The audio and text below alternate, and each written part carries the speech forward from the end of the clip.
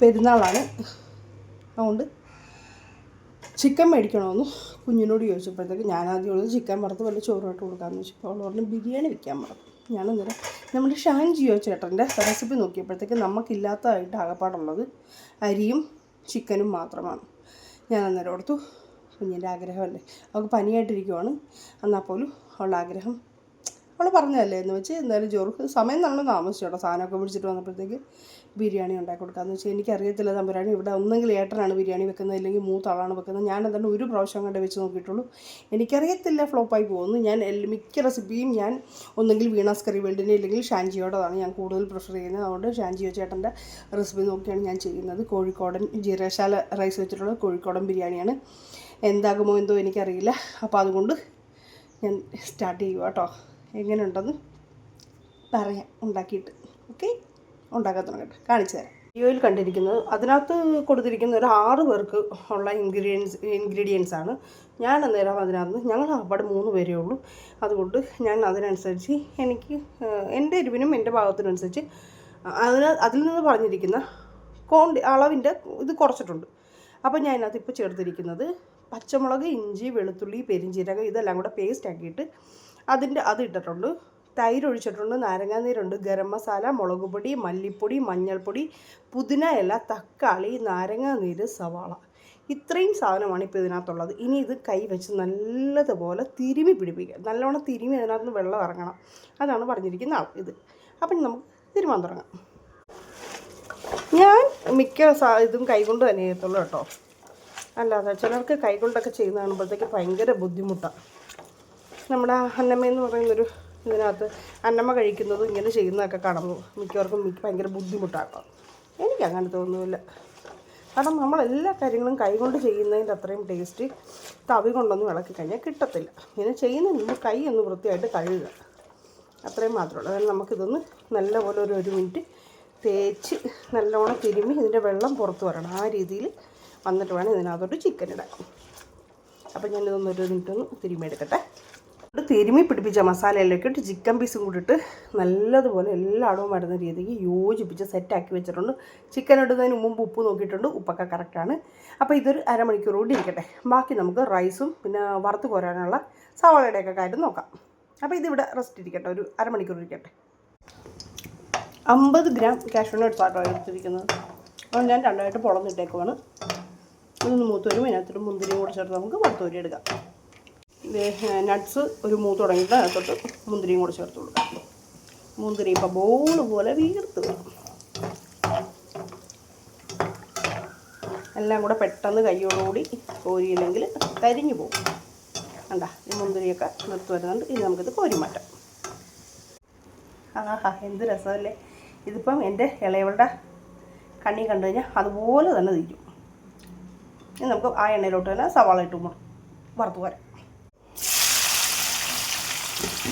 ഒറ്റ ട്രിപ്പായിട്ട് അങ്ങ് ഇട്ട് കൊടുക്കുവാണ്. 2 സവാളയേ ഉള്ളൂ, ഉണ്ട് 2 മുഴുവനില്ല. അങ്ങ് ഒറ്റ ട്രിപ്പായിട്ട് ഇട്ട് കൊടുത്ത് വറുത്തെടുക്കാം. ഒരു ശകലം മൂക്കുമ്പോഴത്തേക്ക് ഈ എണ്ണ തന്നെ മതിയാവില്ലേ, പിന്നെ എണ്ണ കൊടുത്ത് കൊടുക്കണം. ഇത് മതി. 2 ട്രിപ്പായിട്ട് ചെയ്യാമെന്ന് വെച്ച് കഴിഞ്ഞാൽ ഗ്യാസ് നഷ്ടമാണ്. ഇപ്പോഴത്തെ അവസ്ഥ എല്ലാവർക്കും അറിയാമല്ലോ. അതുകൊണ്ട് ഒരു ഇച്ചിരി ഈ എണ്ണയിൽ കിടന്ന് നല്ലോണം വറവാകട്ടെ. ഇതിൻ്റെ ഇടയ്ക്ക് യുവതി ഇവിടെ ക്ഷീണിച്ച് കഴിപ്പുണ്ട്. വയ്യ, ചൂടാണ് ഭയങ്കര. അവിടെ കിടന്ന് ഫ്രൈ ആകട്ടെ. ആ നേരത്ത് നമുക്ക് ഞാൻ എടുത്തിരിക്കുന്നത് 3 ഗ്ലാസ് അരിയാണ് എടുത്തിരിക്കുന്നത്. അതായത് 1 കിലോയിൽ ഏകദേശം ഒരു 3/4 കിലോളം കാണും. അപ്പോൾ ഇത് ഞാൻ നല്ലോണം കഴുകി എടുത്തുകൊണ്ട് വരട്ടെ. ഇതാ നമ്മുടെ സവാള ഏകദേശം ബ്രൗൺ ഷെയ്ഡായിട്ടുണ്ട്. ഇനി കോരിയില്ലെങ്കിൽ ഇത് കരിഞ്ഞു പോകും. ഇത് കോരി വെച്ച് കഴിഞ്ഞാലും കുറച്ചുകൂടെ ബ്രൗൺ ഷെയ്ഡാവും. അപ്പോൾ ഇവിടെ ഒരുപാട് കരിയണ്ട. അതുകൊണ്ട് ഞാൻ ഈ സവാള കോരുവാണേ. നല്ല ചൂടാണ് ഗൈസ്, നിൽക്കാൻ വയ്യ. അപ്പം ഞാൻ ആ സവാളയും എല്ലാം വിട്ടുപോകും. സവാള, അണ്ടിപ്പരിപ്പ്, മുന്തിരിയൊക്കെ വറുത്ത് കോരി എണ്ണ വേറൊരു പാൻ ഇല്ലാണ്ട് ഞാൻ ഇഡ്ഡലി ചെമ്പിലാണ് വയ്ക്കുന്നത്. ഇഡ്ഡലി ചെമ്പിനകത്തോട്ട് ആ എണ്ണ ഒഴിച്ച് അതിൻ്റെ കൂടെ 1 കപ്പിന് 1.5 കപ്പ് വെള്ളം എന്നുള്ള, 1 കപ്പ് അരിക്ക് 1.5 കപ്പ് വെള്ളം എന്നുള്ള ഇതിൽ ഞാൻ 4.5 ഗ്ലാസ് വെള്ളം ഒഴിച്ച് കൊടുത്തിട്ടുണ്ട്.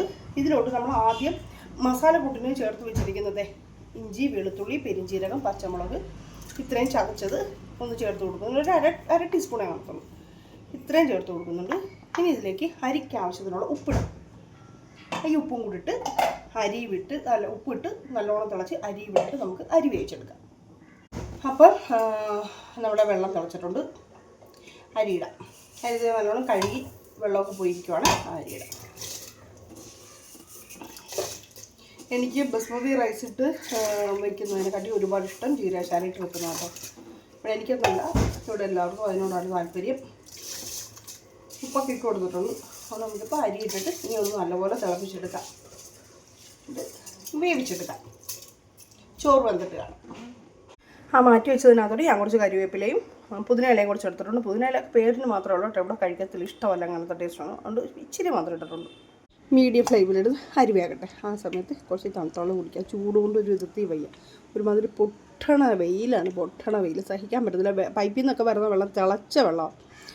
പുള്ളിക്കാരൊക്കെ പറഞ്ഞു കേട്ടിട്ടുണ്ട്, അവിടെയൊക്കെ വരുന്നത് പൈപ്പിൽ കൂടെ വരുന്നത് തിളച്ച മാതിരിയുള്ള വെള്ളമാണെന്ന്. ആ ഒരു അവസ്ഥയാണ് ഇപ്പോഴും ഇവിടെ. പൈപ്പിൽ നിന്ന് വരുന്നു എൻ്റെ സുന്ദരി വന്നു ബാക്കിൽ. അപ്പം വെള്ളം കുടിക്കട്ടെ. നമ്മളിവിടെ പരിപാടി അവതരിപ്പിച്ചാലും ഒരു അബദ്ധം പറ്റുമല്ലോ. ഞാൻ ചിക്കൻ ഒന്ന് അടുപ്പേ വെച്ച് മറന്നുപോയി. ഇപ്പോൾ അടുപ്പേ വെച്ചൊന്ന് തീ കൊടുത്തപ്പോഴത്തേക്ക് ചിക്കനകത്ത് വെള്ളം ഇറങ്ങി സാരമില്ല. നമുക്കന്നേരം ഈ പകുതി വേവായിരിക്കുന്ന അരി നമുക്ക് ലേയേഴ്സായിട്ട് ഈ ചിക്കൻ്റെ മേലോട്ട് ഇട്ട് കൊടുക്കാം. ആദ്യം ഒരു ലെയർ അരി ഇടുവാണ്. ഇത് വലിയ പാത്രം കേട്ടോ എൻ്റെത്. അതിനകത്ത് ഒരു ലെയർ അരി ഇടാൻ തന്നെ കാണത്തില്ല. ഞാൻ 2 ലെയറായിട്ട് ഇട്ടിട്ടുമല്ലോ ഇത് ചെയ്യാം. കാരണം എൻ്റെ അത്യാവശ്യം നല്ല രീതിയിൽ വലിയ പാത്രമാണ് എൻ്റെത്. ഷാൻജിയ ചേട്ടൻ പറയുന്നത് 4 ലെയറായിട്ട് ഇടാനാണ്. പക്ഷേ എനിക്ക് അതിനുള്ള അത്രയും വല്ല. എൻ്റെ പാത്രം നല്ല ശരിക്കും വലുതാണ്. ഒരു 10 ലിറ്ററിൻ്റെ പാത്രമാണ് എൻ്റെത്. അപ്പോൾ നമുക്കിത് ഫസ്റ്റ് ഇങ്ങനെയുള്ള ലെയർ ഇട്ട് കൊടുക്കാം. ആ ഫസ്റ്റ് ലെയർ ഇട്ടതിൻ്റെ മേലോട്ട് പുതിന, സവാള, ഗരം മസാല എല്ലാം കൂടെ ചേർത്ത് വെച്ചിരിക്കുന്ന ഈ കൂട്ട് നമുക്ക് ഇട്ട് കൊടുക്കാം. എന്നിട്ട് നമുക്ക് ദം ചെയ്യാം കേട്ടോ. പകുതി ഇട്ട് കൊടുക്കുന്നുണ്ട്. ബാക്കി പകുതി അടുത്ത ലെയർ ചോറും കൂടെ വരുമ്പോഴത്തേക്ക് അതിൻ്റെ മേളിൽ കൂട്ടി ഇട്ട് കൊടുക്കാം. ഫൈനലി എൻ്റെ ബിരിയാണി ഇത് ദം ചെയ്യാൻ വേണ്ടി ഞാൻ വെച്ചിരിക്കുകയാണ് അടുപ്പയിൽ. ഇതിന് നമ്മുടെ ബർണറിൻ്റെ ഏറ്റവും ചെറിയ ബർണറിൽ 30 മിനിറ്റ് ഏറ്റവും സ്ലോ ഫ്ലെയിമിൽ, അതായത് ഒട്ടും തീയില്ലാതെ 30 മിനിറ്റ് വെക്കണമെന്നാണ് പറഞ്ഞിരിക്കുന്നത്.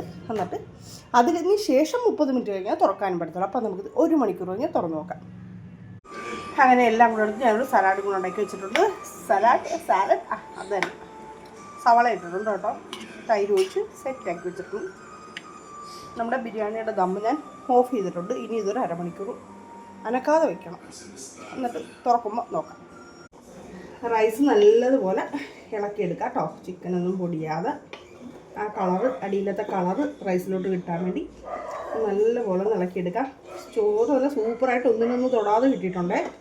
വെന്ത് കുഴഞ്ഞ് പോകാതെ പാകത്തിന് വേവുമായിട്ട് സൂപ്പറായിട്ട് കിട്ടിയിട്ടുണ്ട്. അപ്പം നമ്മുടെ ബിരിയാണി സെറ്റായിട്ടുണ്ട്. ടേസ്റ്റ് ചെയ്ത് നോക്കിയില്ല, ടേസ്റ്റ് എടുത്ത് കൊടുക്കാം. ഫൈനലി നമ്മുടെ ബിരിയാണി സെറ്റായിട്ടുണ്ട് ഗൈസ്. ഞാൻ കുഞ്ഞിന് ഇച്ചിരി കൊടുത്തു. അടിപൊളി റിയാക്ഷനാണ് അവൾ പറഞ്ഞത്. നമുക്ക് അമ്മച്ചിക്കും കൂടെ കൊടുക്കാം കേട്ടോ. കൊണ്ട് കൊടുത്തിട്ട് ചോദിക്കാം. പപ്പടം കൂടെ വറക്കണം. ഒരു പപ്പടം കൂടെ വറക്കട്ടെ. ഇളയവളുടെ മുമ്പിലോട്ട് ക്യാമറയും കൊണ്ട് പോകാൻ പറ്റത്തില്ല. അതുകൊണ്ട് ശശിയോട് ചോദിക്കാം. എങ്ങനെയുണ്ടമ്മ? എങ്ങനെയുണ്ട്? സത്യസന്ധമായിട്ടുള്ള റിവ്യൂ പറയണം. അടിപൊളിയല്ലേ? സൂപ്പറല്ലേ? എനിക്കൊരുപാട് ഇഷ്ടപ്പെട്ടു.